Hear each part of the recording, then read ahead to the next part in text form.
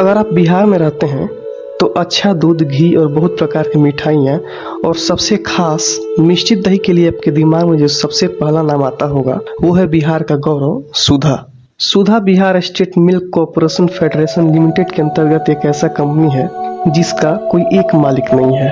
कहने के तो बिहार सरकार इसका मालिक है, लेकिन इस कंपनी के जो असली मालिक हैं वो है हमारे किसान, क्योंकि इस डेयरी कंपनी में किसानों की एक महत्वपूर्ण भूमिका है।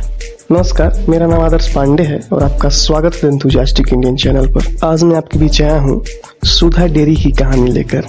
इस वीडियो में आगे बने रहें, सुधा डेयरी के बारे में सारी जानकारियाँ देने की प्रयास की जाएगी। चलिए शुरू करते हैं आज की इस वीडियो को। सुधा एक भारतीय डेयरी कंपनी है जिसका हेडक्वार्टर बिहार की राजधानी पटना में है। इस फेडरेशन की स्थापना बिहार में आनंद पैटर्न पर डेयरी विकास की परिचालन बाढ़ कार्यक्रम के इम्प्लीमेंटिंग एजेंसी के रूप में की गई थी। जिनको नहीं पता है आनंद पैटर्न के बारे में, उनको बता दें कि कोऑपरेटिव एफर्ट यानी सहकारी प्रयासों के माध्यम से किसानों के लाभ और प्रोडक्टिविटी यानी उत्पादकता को अधिकतम करना ही आनंद पैटर्न की पहचान है। आनंद गुजरात में है, उसी के नाम पर इसका नाम आनंद पैटर्न बना और आमतौर पर लोग इसे अमूल पैटर्न के नाम से भी जानते हैं, क्योंकि अमूल भी यही पैटर्न फॉलो करता है। इस पैटर्न का मुख्य उद्देश्य है मिल्क प्रोड्यूसर को डायरेक्ट कंज्यूमर के साथ जोड़ना और बीच के मिडिल मैन को खत्म करना, जिससे फायदा ये होता है कि किसानों को पूरा लाभ मिल जाता है।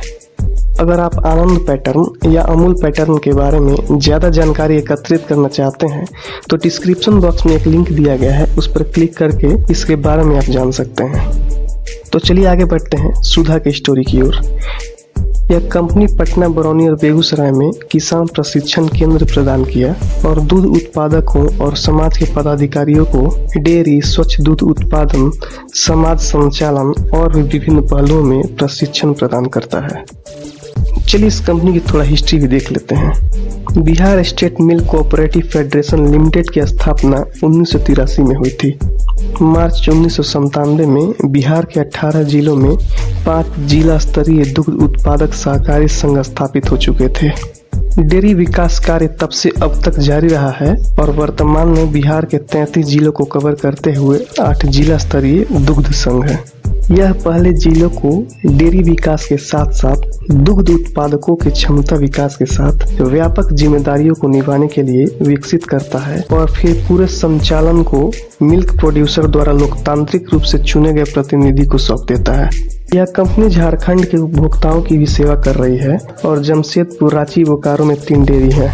यह कंपनी अब यूपी और वेस्ट बंगाल के अलावा दिल्ली, एनसीआर और उत्तराखंड में भी अपने दूध और कुछ प्रोडक्ट्स उपलब्ध कराती है। तो चलिए अब डिटेल में देखते हैं कि इस कंपनी का एरिया ऑफ ऑपरेशन यानी संचालन का क्षेत्र कहाँ है और किन डिस्ट्रिक्ट्स को सप्लाई किया जाता है इन यूनिट्स के द्वारा। Vaishal Pataliputra milk union VPMU Patna में स्थित है और ये पटना, वैशाली, नालंदा, सारण और शेखपुरा जैसे डिस्ट्रिक्ट को कवर करता है। DR मिल्क यूनियन बरौनी में है जो बेगूसराय, लखीसराय, खगड़िया और पटना के कुछ एरिया को कवर करता है।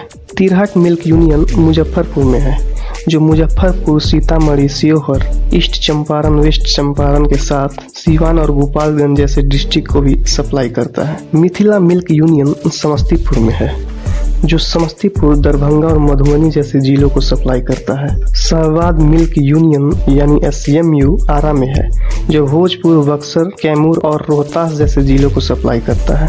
विक्रमशिला मिल्क यूनियन भागलपुर में स्थित है और ये भागलपुर, मुंगेर, बंका, जमुई जैसे डिस्ट्रिक्ट के साथ साथ खगड़िया डिस्ट्रिक्ट के भी कुछ एरिया को सप्लाई करता है। मगध डेयरी प्रोजेक्ट गया में है और गया, औरंगाबाद, जहानाबाद, अरवल और नवादा जैसे डिस्ट्रिक्ट को सप्लाई करता है। उसी डेयरी प्रोजेक्ट पूर्णिया में स्थित है और पूर्णिया, कटिहार, अररिया, किशनगंज, सहरसा, सुपौल एंड मधेपुरा जैसे डिस्ट्रिक्ट को कवर करता है। जमशेदपुर डेयरी जमशेदपुर में स्थित है और सरायकेला, खरसावन, ईस्ट सिंहभूम और वेस्ट सिंहभूम जैसे डिस्ट्रिक्ट को सप्लाई करता है। रांची डेयरी रांची में है जो रामगढ़, हजारीबाग, सिमदेगा, गुमला, खूंदी, चातरा, पलमू, कोडरमा, लोहरदगा, लातेहार जैसे डिस्ट्रिक्ट के साथ साथ गिरिडीह डिस्ट्रिक्ट के कुछ हिस्सों में भी सप्लाई करती है। बोकारो डेयरी बोकारो में है जो धनबाद और गिरिडीह जैसे डिस्ट्रिक्ट को सप्लाई करते हैं। ऐसे में बिहार और झारखंड के हर डिस्ट्रिक्ट में ये कंपनी लोगों को सेवा प्रदान करती है और दिन पर दिन अपनी पॉपुलैरिटी गेन करती जा रही है।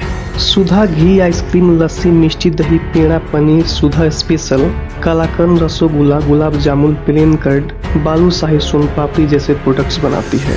साथ ही सुधा 6 प्रकार के दूध बनाती है, जैसे सुधा gold, Sudha Shakti, Sudha healthy, Sudha smart, Sudha light, Sudha cow milk. Sudha dairy national council of educational research and training यानी NCERT क्लास 8 के जियोग्राफी के चैप्टर 5 जिसका नाम इंडस्ट्रीज है, उसमें अपना नाम दर्ज कराने में सफल हुआ है, जो कि एक अच्छा उपलब्धि माना जा सकता है। कोऑपरेटिव वेंचर यानी सहकारी उद्यम के सक्सेस स्टोरी के उदाहरण के रूप में सुधा डेयरी का नाम NCERT में दर्ज किया गया है। तो ये थी सुधा डेयरी की कहानी, मेरी यानी आदर्श की जुबानी। वीडियो को पूरा देखने के लिए हृदय की गहराइयों से धन्यवाद। हम अगले वीडियो में फिर मिलेंगे एक नई जानकारी के साथ। तब तक के लिए विदा लूंगा। जय हिंद।